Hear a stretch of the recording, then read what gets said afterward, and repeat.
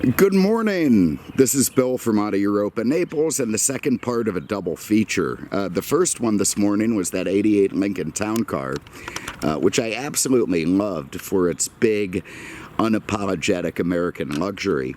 And the second car today is this 1990, is it 91 or 90? God, I think it's a 91 actually. It is a 91 Nissan 300ZX two-seater Coupe, the Z32 model, which was an absolute sea change for Datsun, even if it harkened to its original roots, which I'll get into in a minute. For my diatribe on the world today, I did do that in the Town Car video, so I'm not going to duplicate it in this. I can hear a lot of people going, thank God. We'll just get right into the car on this one. And there we are. For what it's worth, I drive a 300ZX, not a Z32, a Z31, which frankly is hated by Z car enthusiasts. Well, to purists anyway, whereas this car is not. And we'll get into why in a minute. It all goes back to a guy named Yutaka Katayama, Mr. K to the Z car nuts. And he was a guy who decided that Datsun back then in the early 70s, late 60s, was going to build a sports car, and they were going to do it very, very well, and it was going to be a hit. But to do this, he had to fight Datsun's management like you would not believe. It's just not something they wanted. They didn't think they'd do well with it. They didn't think it would work, and it did. It absolutely did. In a way the Miata did, 20 years afterwards. People just went nuts. They lined up to buy them, and it became an absolute legend. 240Zs still trade for very high dollars today and are a very desirable collectible car, not just because of the collectability, but because they're fantastic drivers. But enter the 1970s, a time when gas crisis, stuff was going on, when emissions were going on, where cars had to change radically over a very short period of time, and that did not bode well for the Z car. What happened was it just got heavier, bigger, went from a sports car into a grand touring car. Enter the 280ZX, that was the second gen Z car that came out. That was not loved. Enter the 300ZX, the Z31 model like I have. Now you're really talking a car that people just hated. Well, the people who liked Z cars liked them, but the press did not. They said it was the stuff of, tight pants and glue on chest hair and gold chains and disco nights, and it just wasn't about sporting and driving enthusiasm. And I suppose that is true. So, the designers and engineers for this car, the Z32, decided that that was all going to change, that they were going to reclaim the sports car badge for Nissan and build the best sports car in the world. You're good, Peter. Aiming the other way. There's Peter coming out. But anyway, so they put their sights on making this thing, and they created a car that the automotive press went absolutely insane for almost immediately. They just were blown away. From the suspension design to the body design to the interior design, Nissan, they took a Corvette, a C4 at the time, they took a 944 at the time, cars they considered to be their competition. They took them apart, they put them back together again, they put them in air tunnels and wind tunnels, and they decided to make something that would compete with them on every level. And they did, and it wasn't cheap, but they still sold a ton of them, and they made them very, very interesting to car enthusiasts. You can see the design is like, it's like all the best stuff from the science fiction movies of the 80s, in one design. You've got this low slung front end, gone are the pop-up headlights, which I love, but I do like these setback covered headlamps, which are great for aerodynamics. Big bumper, low slooping roof line. Everyone in 91 and 92 had T-tops, at least in the United States.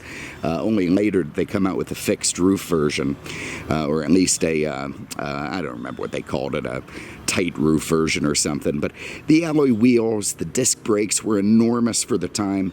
They reworked the VG30 engine with dual overhead cams and variable valve timing, which people didn't have in 1990, and made it have 222 horsepower, which was more than the turbo version of the prior generation. So they really just went back to the drawing board and created an all-new car from scratch, and it was an instant success. Let's just get into it. I absolutely love the taillight treatment. You know, this is back when cars, frankly, had more... You know, I know I sound like one of those old guys complaining about the price of bananas, but cars had more brand identity, you know, even in the early 90s than they do today. So many cars just all look like each other now. I know that's changing a little bit, thank God, but for, you know, 10 or 15 years there, the stuff just all looked the same, but not this. This was so advanced for the time and so different and so, you know, modern. And that's why they sold like hotcakes. Anyway, let's get into it. I love this big panel it's got. The taillight panel at the back. What a fantastic little rear cargo area. You can see the in this low mileage example, everything's still nice and intact. You see the speaker covers. It had a Bose system. That's a bag there for the T-top. Sorry, I got all my crap in there. But even that nice little, you wouldn't want to put your H&K machine gun there because it's going to be in plain sight. But I guess if you're picking up a pizza or dinner or some other kind of thing, it's nice to put in that little spot. But otherwise, you've got a very nice hatch compartment here. I'm going to put my tag up so when we go for a spin, I can just keep going. Let's put that back down again. Lovely. I like the rear wiper even. Let's have a look under the hood. So the press raved about this car, the, you know, incredible way that they called it. In fact, Nissan was like the Phoenix car company, the way that it had brought itself back up from the ashes. There is a barely recognizable 60-degree V6, the VG30, but now with, again, twin overhead cams, tuned intake runners, VVT timing, bumped up to 222 horsepower, and it just sings all the way up to its 7,000 RPM redline. A fantastic engine in this car, mated to a very smooth shifting manual gearbox. They did offer an automatic, but God, why bother? This thing was made for a manual. And this, again, low mileage, nice clean example. Everything looks great under there and ready to go. Very, very clean. Love the T-top roof. So let's see how those operate. These were also very well-designed T-tops. You push up on this guy here, then you can lift the handle, and then that removes. And if I'm right, it's pretty light. But anyway, there you go. You see you have a nice area underneath the T-tops if you want to sort of simulate a convertible roof without actually having a convertible. Inside, they use some interesting materials. I quite like this tweedy, natty looking cloth. I think it's quite cool. I haven't seen it on any car before or since. And I think it contrasts really nicely with the soft vinyl around it. I like the way the the seat belts are built into the door. And of course, the quality of engineering in this car is pretty, it's like Mercedes level at the time. I just, you know, it was such a... Nissan really did have terrific engineering, terrific quality control at the time, and they built a car that would just last and, you know, live on, and you can really feel it and see it in this one. All right, let's hop in and fire this thing up, get some AC going. And even the key is kind of beautifully designed. Look at that thing. And it's just very cool. I can see why they sold the crap out of these things when they came out. My seat forward a little bit. The bing is not too annoying. Let's get ourselves some AC going.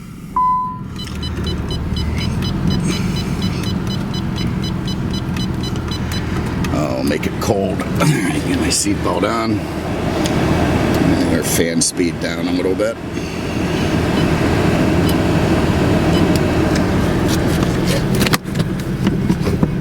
It's coming, I promise. We're getting there. Okay, so here we have a very nicely laid out instrument cluster. I don't know why it's telling me I need to put my seatbelt on. I was thinking of that for the passenger seat. I don't have it on properly. Nah, maybe it's just when we drive away, or it's got a screwed up thing we gotta fix. But I like these little clusters here on the sides. I like the way they've built the digital climate control into these little pods. You know, again, this is just all cool 90s crap that you don't get anymore. And the nice thing is it still all works today, which is a miracle. If Buick had built it, it would not. Oh, maybe Buick, but certainly not Ford or Chevy. You got your fog lights, your cruise control on off, your rear defrost, your headlight stuff.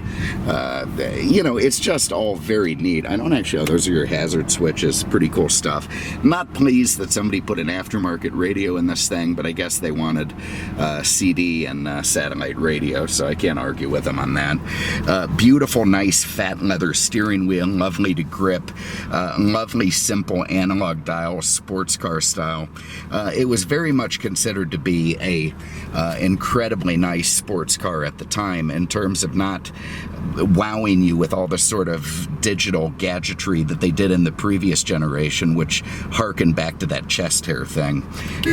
Little horns on the thing, of course they still work. The mirrors nicely off to the side. It's just a terrific exercise in simplicity, in terms of you know, what you need in a sports car. Nothing more, nothing less. Lovely swoop dash.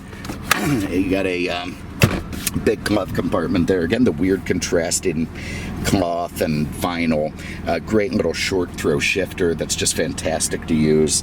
You got your mirror controls and heated mirrors here on the side. You got a center console, which is a nice place to put you put a full-size 9mm in there, or a PPQ, or something else. All very lovely thin 70s style rearview mirror.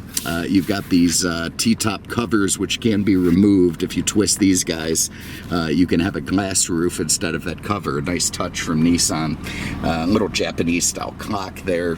You know, just all very lovely. Let's go for a spin. A very free revving engine. You know, it's amazing for me to think this is the same engine that's in my car. Wow, I mean, same block. Obviously, there's some big differences, but this thing is just so much more rev happy and sporty than what my old Z32 is good for. The seating position is terrific. The visibility is terrific. All around you, you feel like you're in the cockpit of a, you know, fighter jet or something. There's no area. Even those little rear quarter windows are useful. I did not do the windows in this car, so they look like crap. What are you gonna do? All right, let's go for a spin.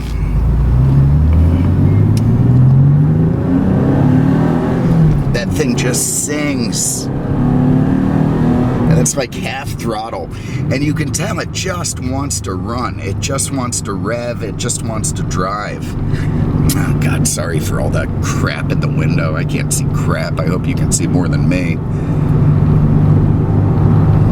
The suspension, of course, fully independent all around, unequal length trailing arms in the back, all taken from the revolutionary 240 SX at the time, and again, all bench tested against Porsche and Corvette. The thing would do 0 to 60 in under 7 seconds, which was quick at the time. It would top out at 143 miles an hour, which was very quick at the time. It would hold almost 0.9 on a skid pad. It had very sticky Michelins that it came with, and Car and Driver, again, they just raved about this, you know, even non-turbo version as being just a terrific sports car. I mean, look, here it is now, what, 91, where it's almost 30 years later. This car is tight, it's solid, it's together. There's no vibration in the wheel, there's no clunking in the suspension. Instant feel from the steering, lovely feel from those big vented disc brakes. It is still, to this day, a terrific feeling sports car. Alright, finally out of the sun. Listen to that. All the way to its 7 grand red line.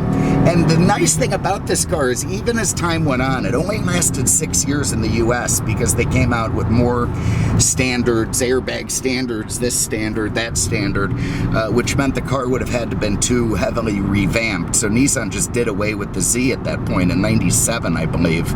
And they kept building it in Japan, but not in America. But even in 95 and 96, it still competed quite well with even the new Supra at the time, the other cars that had reborn themselves. The Datsun, which was still 6 years old, would beat them in all kinds. It even out-handled a Miata. They did a road test of the best handling cars in America. They had 10 of them. The only car that out-handled this one was an NSX. This thing beat the Corvette. It even beat the Miata in terms of neutral handling, which, don't tell that to Miata guys. They're going to be pretty miserable. So what an incredibly fun collectible this car is. I mean, it's, you know, it's a car that people remember because they loved them. You're putting gas in it. People go, oh my God, my friend had one, or I had one. I love seeing that thing. So it's got that going for it. And at the same time, it's a car that you can drive and have fun with. I mean, you can throw it around a corner. You can fling it left and right. You can have joy with it, which again is another big part of having a fun collectible. And thirdly, it's a comfortable car to take on a trip. I mean, go buy a 69 Oldsmobile Cutlass 442, and it's a beautiful car to look at, but, you know, you're kind of tired of being in it by the time you get to the next town. With this Datsun, man, I could hop in this thing and drive it to California and have fun. It's just that kind of... It's just that kind of car, and it was built to last then, which is why it lasted now, and why it's here, and why it, you know, still is so tight and together and nice and desirable. So what a great machine. What a fun thing to have in the garage. You still got airbags, you got great seat belts. You know, you can have a collectible car where you still feel pretty safe in it. Let's get around this stuff. It's always hard to shift cross-handed.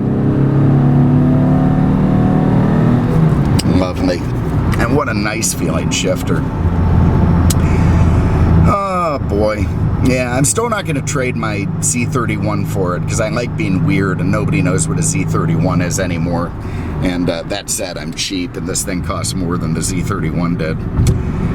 So anyway, there it is, 1991 Datsun Nissan 300ZX. This is a 2-seater coupe, not the stretch 2+2, which makes me happy. This one has 61,000 miles. It's immaculate. One-owner car that maybe two, I don't know, whatever. Picked it up out of North Carolina. And God, what a great machine. Really fun to drive. If you have an interest in it, you can check it out at autohausnaples.com on the web, or give our guys a call at 239-263-8500. You really won't regret it on this one. This is joy to have this thing around. Thanks for having a look today. We really appreciate it. And we'll see you soon with the next one. Take care.